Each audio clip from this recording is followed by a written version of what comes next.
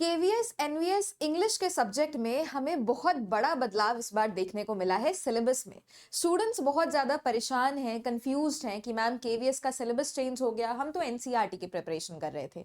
तो आज इस वीडियो में मैं आपको बताऊंगी क्या सच में आपको परेशान होने की आवश्यकता है या फिर नहीं है। ये आपके लिए एक अच्छी चीज़ हुई है या फिर एक बुरी चीज़ हुई है। हम कॉम्प्रिहेंसिवली इसके एग्जाम पैटर्न को भी डिस्कस करेंगे, नेगेटिव मार्किंग है कि नहीं है, एंड मोस्ट इंपॉर्टेंट इसका सिलेबस किस प्रकार का होने वाला है, कैसे क्वेश्चंस आपको अब पेपर में देखने को मिलेंगे। 3 टियर है ये एग्जाम, ऑब्जेक्टिव, सब्जेक्टिव, इंटरव्यू, इन सभी चीजों के बारे में आज इस वीडियो में मैं कॉम्प्रिहेंसिवली बात करने वाली हूं। फिर एक डिटेल्ड वीडियो बहुत ही जल्दी निधि मैम और ऐश्वर्या मैम के साथ आपका आउट हो जाएगा। ठीक है, चलिए। तो आप देख सकते हो करीब करीब इंग्लिश में हमको 1000 पद की वैकेंसी देखने को मिली है। केवीएस पीजीटी में 164, एनवीएस पीजीटी में 146, केवीएस टीजीटी में 314 और एनवीएस टीजीटी में 281। चलिए बात कर लेते हैं आपका टीयर 1, टीयर 2, टीयर 3 के बारे में। तो टीयर 1 इस बार आपका ऑब्जेक्टिव होने वाला है, जिसमें लिटरेचर का एज सच कोई भी रोल नहीं है।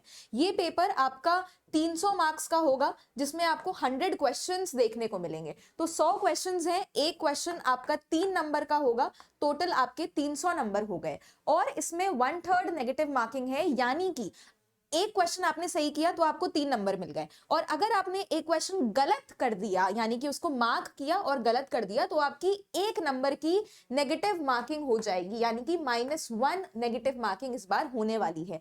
6 सेक्शंस में ये डिवाइडेड है। इसमें हर सेक्शन में आपको 20 क्वेश्चन, जैसे कि 60 नंबर के general reasoning, numeric ability, then इसमें कंप्यूटर के क्वेश्चंस, जीके के क्वेश्चंस, ये सारी चीजें आपकी टीयर 1 में पूछी जाएंगी। इंपॉर्टेंट आपको क्या ध्यान में रखना है कि ये सिर्फ आपका एक क्वालिफाइंग पेपर है, जो मेन मेरिट लिस्ट बननी है वो आपकी इसके बाद बनेगी। चलिए अब मैं आपको एक बार टीयर 2 के बारे में बता देती हूं, और टीयर 2 के सिलेबस के बारे में कि आखिर टीयर 2 का सिलेबस क्या है, एग्जैक्टली आपको कितने क्वेश्चंस इसमें देखने को मिलेंगे। ये आपकी ऑफिशियल नोटिफिकेशन है, आप जाके इसको केवीएस एनवीएस की ऑफिशियल वेबसाइट से भी डाउनलोड कर सकते हो।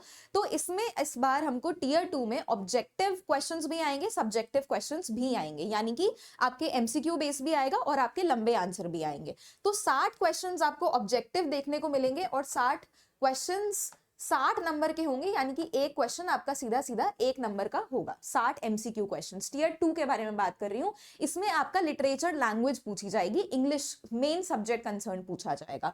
अब आ जाओ डिस्क्रिप्टिव पे। डिस्क्रिप्टिव में आपके 10 क्वेश्चन आएंगे 40 नंबर के, यानी कि आपका एक क्वेश्चन कितने का हो गया, सीधे सीधे 4 नंबर का हो गया। अब इसमें नेगेटिव मार्किंग होने वाली है या नहीं होने वाली? डिस्क्रिप्टिव में तो नेगेटिव मार्किंग पॉसिबल ही नहीं है। आपको एक आंसर लिखना है 4 नंबर का, तो उसमें नेगेटिव मार्किंग नहीं होगी। लेकिन अगर आप इस पे आ जाओ, ऑब्जेक्टिव पे आ जाओ, 60 क्वेश्चन 60 नंबर के, तो इसमें जी हाँ नेगेटिव मार्किंग है आपकी।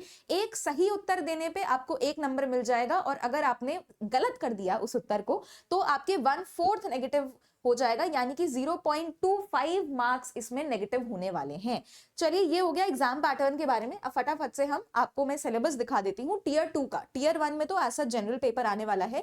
टीयर 2 में जिसमें ऑब्जेक्टिव और आपका डिस्क्रिप्टिव आएगा, वो आप लोग देख लो एक बार। यहाँ पे लैंग्वेज के क्वेश्चंस हैं। राइटिंग सबसे पहले आपका रीडिंग पार्ट है, उसके बाद राइटिंग एबिलिटी, जैसे कि business letters, job applications, letters to editors, ये सारी चीजें हम बाद में भी डिटेल में डिस्कस करेंगे, बिकॉज ये पोर्शन निधि मैम का है ना जी। तो इसके बाद ग्रामर एंड यूसेज में pronouns, verbs, adverbs, active, passive, noun, adjective, ये सारे आपके सभी टीजीटी पीजीटी एग्जाम्स का हार्ट एंड सोल होता है। अब हम आ जाते हैं मेन बात पे, यानी कि अपने लिटरेचर पे। तो ब्रिटिश लिटरेचर में आप देख सकते हो कि क्लियरली उन्होंने स्पेसिफाई किया है इस बार, बहुत ही अच्छी बात है ये।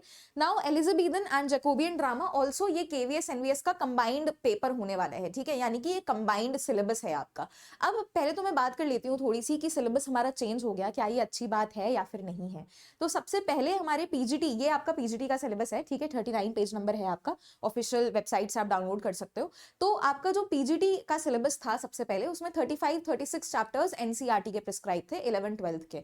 और अगर मैं टीजीटी के बारे में बात करूं तो उसमें 129 चैप्टर्स प्रिस्क्राइब थे एनसीईआरटी 6 to 10th तक। अब ये अच्छी बात हुई है या फिर बुरी बात हुई है, क्योंकि स्टूडेंट्स वरीड हैं कि मैम हम तो इतने महीनों से एनसीईआरटी की प्रिपरेशन कर रहे थे। तो यहाँ पे मैं आपको बता दूं, सिंस इस बार इन लोगों ने भी, केवीएस एनवीएस ने भी टीयर 2 को फॉलो किया है, यानी कि मेंस पेपर लंबे आंसर्स को फॉलो किया है, तो मेरे हिसाब से तो इन्होंने एक अच्छा इनिशिएटिव ही उठाया है। उसका रीजन क्या है, एनसीईआरटी में अगर आपका टीयर 2 पूछा जाए, एनसीईआरटी के जो चैप्टर्स हैं वो सच बहुत छोटे होते हैं, उसमें आप कितना ही लिख लोगे, उसमें बहुत एक डेप्थ अंडरस्टैंडिंग आ ही नहीं सकती, राइट? तो उसमें अगर हम बारे में बात करें तो definitely it is a good step, क्योंकि आपका ये वाला पेपर मेंस में होने वाला है इस वजह से। और अगर आप इनके सिलेबस को स्टडी करोगे तो ऑब्वियसली आपने अपना ऑलरेडी मान के चलिए बैचलर्स कर रखा है इंग्लिश में, मास्टर्स कर रखा है, तो आपको अलग से एक सिलेबस जो बिल्कुल ही आउट ऑफ द ब्लू एक डिफरेंट सिलेबस है, उससे आपको कोई मतलब ही नहीं है। अब आपको कोर लिटरेचर पढ़ना है आपके बाकी एग्जाम्स की तरह, जैसे कि बीपीएससी या जैसे कि ईएमआरएस। तो क्या होगा, सारी की सारी चीजों को आप एक साथ कवर करके चल सकते हो, एंड केवीएस एनवीएस के लिए आपको एज सच सेपरेट टाइम नहीं देना पड़ेगा। तो ये एक अच्छी बात ही है मेरे अकॉर्डिंग, तो बहुत डीप क्वेश्चन अब इसमें से पूछे जा सकते हैं, एंड एज लिटरेचर स्कॉलर्स ये आपके लिए एक बेहतरीन मूव ही है जो इन लोगों ने किया है। हालांकि अवॉइड भी कर सकते थे, क्योंकि 2018 में जब लास्ट टाइम पेपर हुआ था तो उसमें कोर लिटरेचर पूछता था केवीएस। अब जब लास्ट टाइम उन्होंने यानी कि 2022 के एंड में जब नोटिफिकेशन आई तो उन्होंने एनसीईआरटी कर दी। अब एक बार फिर से सिलेबस चेंज हो गया 2025 में। चलिए मैं सिलेबस के बारे में बात कर लेती हूँ, किस टाइप के क्वेश्चंस आपके इस बार पूछे जा सकते हैं। एलिजाबेथन एंड जैकोबियन ड्रामा में इन्होंने बहुत क्लियरली स्पेसिफाई कर दिया, जो कि अच्छी बात है, कि William Shakespeare, Christopher Marlowe, Ben Jonson. अब आपको क्या ध्यान में रखना है कि जरूरी नहीं है कि विलियम शेक्सपियर की मतलब लाइफ, बर्थ या फिर उनकी बायोग्राफी से ही क्वेश्चंस आए। क्वेश्चंस उनके वर्क में से आएंगे, वर्क में इंपॉर्टेंट डिटेल में से क्वेश्चंस आ सकते हैं, और जो उन्होंने जॉनरास यूज किए। अब क्वेश्चन जरूरी नहीं है सिर्फ मैकबेथ में से आ जाए, हैमलेट में से आ जाए, सॉलिलोक्वी में से आ जाए। Question can be asked from your tragedy also, कि ट्रेजेडी क्या होती है, एनेग्नोरिसिस बताओ, पेरिपीटिया बताओ, या फिर इस टाइप के जो टर्म्स हैं, हिमार्शिया क्या होता है, ठीक है, इस टाइप के ऑब्जेक्टिव क्वेश्चंस आपको देखने को मिल सकते हैं इस चीज में। फिर क्रिस्टोफर मार्लो, बेन जॉनसन। अब जैसे बेन जॉनसन ने क्या बोला था, बेन जॉनसन ने क्रिस्टोफर मार्लो की माइटी लाइन को प्रेस किया था, तो क्वेश्चन आ सकता है कि वो माइटी लाइन जो बेन जॉनसन ने बोला उसमें वो रेफर किस चीज को कर रहे हैं। तो सिंपली आंसर हो जाएगा ब्लैंक वर्ड्स, क्रिस्टोफर मार्लो ने ब्लैंक वर्ड्स में बहुत बेहतरीन तरीके से लिखा। तो इस टाइप के क्वेश्चंस आपको देखने को मिलेंगे पेपर में, ठीक है। अब poetry, John Donne, metaphysical poet, Alexander Pope हमारे न्यू क्लासिज्म। अब William Wordsworth, Samuel Taylor Coleridge, John Keats हमारे रोमांटिक एरा से बिलोंग करते हैं। अब क्वेश्चंस कैसे आएंगे, जरूरी नहीं है क्वेश्चंस सिर्फ इन राइटर्स, सिर्फ इन वर्क्स में से आए। क्वेश्चन आ सकता है कि ये बताओ कि न्यू क्लासिज्म हमारा रोमांटिक एरा से बहुत ज्यादा डिफरेंट है, बिकॉज न्यू क्लासिज्म में बहुत इंटेलेक्ट का यूज हो रहा था, रैशनैलिटी का यूज हो रहा था, लेकिन रोमांटिक एरा में आप देखोगे कि जो राइटर्स थे हमारे, वो इमोशन से लिख रहे थे, वो फीलिंग से लिख रहे थे, वो इमेजिन करके लिख रहे थे, बहुत सिंपल मैनर में लिख रहे थे। इन कॉम्प्लीटली वो कॉन्ट्राडिक्ट हो जाता है न्यू क्लासिज्म में, बिकॉज न्यू क्लासिज्म में अलेक्जेंडर पोप वगैरह बहुत हाई फाई लैंग्वेज में लिख रहे थे, कॉम्प्लेक्स लैंग्वेज में लिख रहे थे। तो इस टाइप के क्वेश्चंस आपके पूछे जाएंगे, ठीक है। तो एक in-depth understanding not just in writers की, बल्कि उस एरा की भी होनी चाहिए आपको। Victorian and modern writers, Charles Dickens, Thomas Hardy. अब जैसे थॉमस हार्डी हैं, क्वेश्चन आ सकता है कि कौन से टाउन से एसोसिएटेड है। इनके मेजॉरिटी वर्क्स में आपको वेसेक्स देखने को मिलता है। Virginia Woolf. अब वर्जीनिया वुल्फ से जरूरी नहीं है सिर्फ मिसेस डालोवे से क्वेश्चन पूछेंगे, सिर्फ टू द लाइट हाउस में से क्वेश्चन पूछेंगे, वो पूछ सकते हैं इनके बहुत ही important narrative technique, that is stream of consciousness में से। तो इस टाइप के question writer, not just writer और देयर वर्क्स, बल्कि उनका नैरेटिव स्टाइल, उनका एक जो बैकड्रॉप था उस समय पे, उसमें से भी क्वेश्चंस आपको देखने को मिलेंगे। TS Eliot, George Orwell. अब जॉर्ज ऑरवेल है, इन्होंने 1984 लिखा, 1949 में जो पब्लिश हुआ था। तो जरूरी नहीं है कि क्वेश्चन सिर्फ वर्क में से आए, मे बी वो पूछ लें कि ये कौन सी नॉवल है, यूटोपियन, डायस्टोपियन, डायस्टोपियन है, तो इस टाइप के क्वेश्चंस आपको देखने को मिलेंगे, ठीक है। तो इस तरीके से मैं इस वजह से बता रही हूँ ताकि आप इस तरीके से अपनी प्रिपरेशन को करो, ठीक है। अमेरिकन लिटरेचर में इन्होंने स्पेसिफाई कर दिया, बहुत ही अच्छी बात है ये। पोएट्स हमारे Robert Frost, Emily Dickinson, Langston Hughes. Prose and drama में आर्थर मिलर से एसोसिएटेड अमेरिकन ड्रीम में से फॉर एग्जांपल क्वेश्चन पूछा जा सकता है। Mark Twain, Harper Lee, Ernest Hemingway. Indian writing में भी उन्होंने बहुत अच्छा काम किया कि राइटर्स को स्पेसिफाई कर दिया, अदरवाइज यूजुअली एग्जाम्स में ये होता है कि वो लोग सिर्फ मेंशन कर देते हैं इंडियन राइटिंग एंड इंग्लिश, ठीक है। अब आर के नारायण, मुल्क राज आनंद, अनीता देसाई, विक्रम सेठ, अरुंधति रॉय, अमिताभ घोष। अब इनके वर्क्स में से तो क्वेश्चंस आएंगे ही, इनके फॉर एग्जाम्पल कोई और नाम है इनका, तो इससे बहुत क्वेश्चन पूछे जाते हैं। And at the same time जो अवार्ड, जो रिकॉग्निशंस इनको मिले होंगे, उससे क्वेश्चंस आपको देखने को मिलेंगे अपने पेपर में।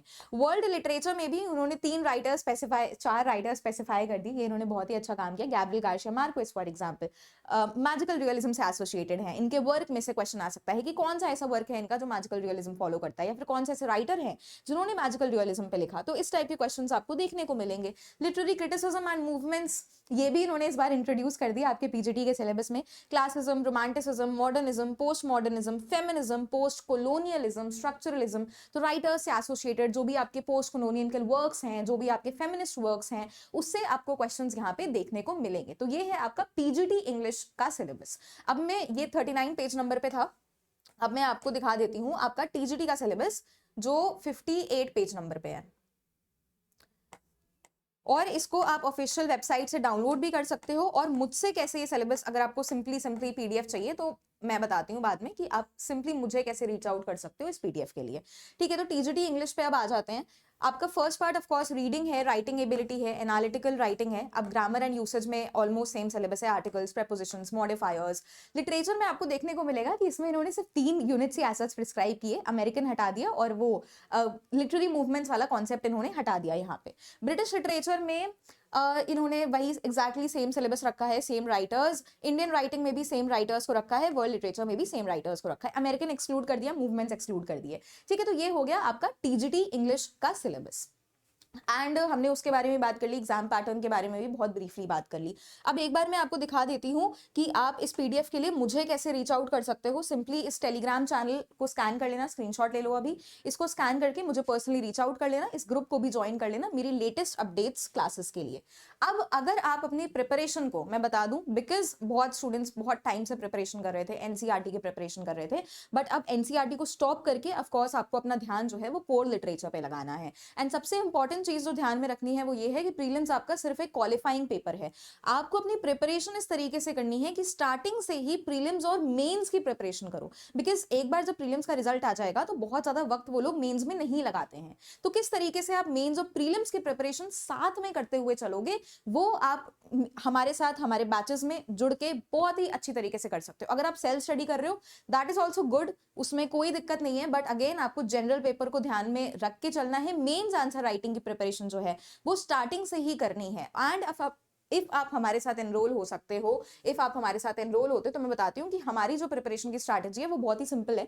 यानी कि आपको प्रीलिम्स की प्रिपरेशन जो है वो तो करवाई जाएगी ही, साथ में ही मेंस की प्रिपरेशन भी करवाई जाएगी। ठीक है, तो यानी कि जो टीचर्स होंगे, जो फैकल्टीज होंगे, वो एक्चुअली में आपके आंसर्स पर्सनली इवैल्यूएट करेंगे। ठीक है, through Telegram, through live classes. तो ये आपके लिए बहुत बूस्टर सेशन होने वाला है, क्योंकि ये आपकी केंद्रीय स्तर की भर्ती है। तो अगेन बहुत इंपॉर्टेंट है, बहुत सारे लोग इसमें अप्लाई करेंगे और 1000 पद हमको इंग्लिश के सब्जेक्ट में देखने को मिले हैं। तो आप गूगल पे आ सकते हो, adda247.com पे आ सकते हो, ऑल कोर्सेज देन टीचिंग।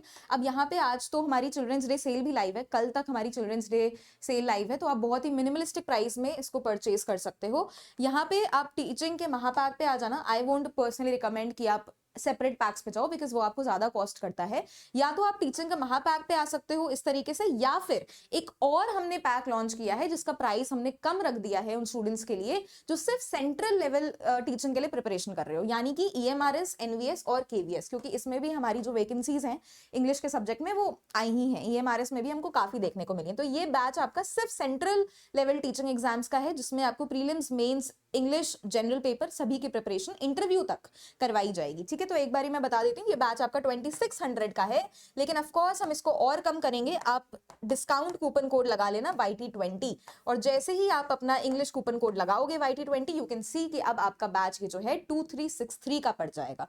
ठीक है, तो इसमें बहुत ही बूस्टर क्लासेस इसमें आपको मिलेंगी, यानी कि मेंस की प्रिपरेशन, प्रीलिम्स की प्रिपरेशन, हर चीज साथ में आपको करवाई जाएगी by of course very expert faculties. और अगर आप सेल्फ स्टडी कर रहे हो ग्रेट, बट मैं आपको एडवाइस दूंगी पर्सनली कि जनरल पेपर को अवॉइड मत करना, प्रीलिम्स को साथ में पढ़ते रहना, बिकॉज जनरल पेपर में भी आपको एक बहुत क्वालिफाइंग पेपर है, तो उसमें डिवोटेड अटेंशन चाहिए, बिकॉज अगर आप उसको क्वालिफाई नहीं करोगे तो मेंस तक पहुंच नहीं पाओगे। एंड अभी से ही आंसर राइटिंग की जो स्किल्स हैं उसको डेवलप करना स्टार्ट कर दो। ठीक है, ऑल्सो मैं आपको बता देती हूँ कि फ्री क्लासेस आप मेरी कैसे ज्वाइन कर सकते हो। यूट्यूब पे डेली मैं 5 बजे आपकी फ्री क्लासेस लेती हूँ, जिसमें हम लिटरेचर का पूरा बूस्टर रिवीजन करते हैं। जैसे अभी मेरी इंडियन इंक सीरीज स्टार्ट हो रही है, इंडियन इंक सीरीज, जिसमें हम सारे मेजॉरिटी इंडियन राइटर्स को कवर करेंगे। ठीक है, तो जितने भी राइटर्स आपके प्रिस्क्राइब हैं वो मैं आपको यूट्यूब पे भी करवाने वाली हूँ। ठीक है, तो इस तरीके से आप अपनी प्रिपरेशन को और भी ज्यादा बेहतरीन कर सकते हो। एंड एक बार फिर से मैं अपना टेलीग्राम चैनल आपको दिखा देती हूँ, इसको स्कैन करके टेलीग्राम चैनल पर जुड़ जाना। जितनी भी क्लासेस की लेटेस्ट अपडेट्स होती हैं, क्विजेस के लिए, बहुत सारे फन गेम्स के लिए, लिटरेरी गेम्स के लिए, एंड डिस्कशंस के लिए, इंटरैक्टिव सेशंस के लिए, आप ये टेलीग्राम चैनल को स्कैन करके ज्वाइन कर लेना। किसी भी और डाउट के लिए मुझे आप पर्सनली रीच आउट कर सकते हो या फिर मुझे चैट बॉक्स में भी बता सकते हो। और I would like to end conclude the session by saying that ये जो केवीएस ने अपना सिलेबस चेंज किया है वो गलत नहीं हुआ है, क्योंकि आपका पेपर ये टीयर 2 में होने वाला है, यानी कि टीयर 2 मेंस पेपर भी आएगा। तो अगर आप कोर लिटरेचर को अटेम्प्ट करते हो तो और ज्यादा एक डेप्थ अंडरस्टैंडिंग होगी आपकी आपके सब्जेक्ट की।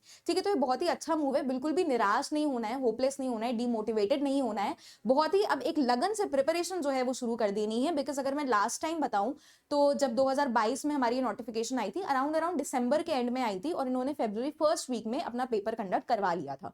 तो इस बार भी आपको लमसम 1 महीना ही मिल रहा है प्रिपरेशन का, और उस 1 महीने में प्रीलिम्स भी ध्यान में रख के चलना है, मेंस भी ध्यान में रख के चलना है। ठीक है, तो आप अपनी प्रिपरेशन को आज से ही शुरू कर दो, बहुत मोटिवेशन के साथ शुरू करो। And all the very very best to all my dearest learners. Thank you so much everybody, all the very very best. इस वीडियो को जरूर शेयर करना जितने भी लोगों को सिलेबस रिलेटेड कोई भी प्रॉब्लम आ रहा है। Thank you so much everyone, all the very very best.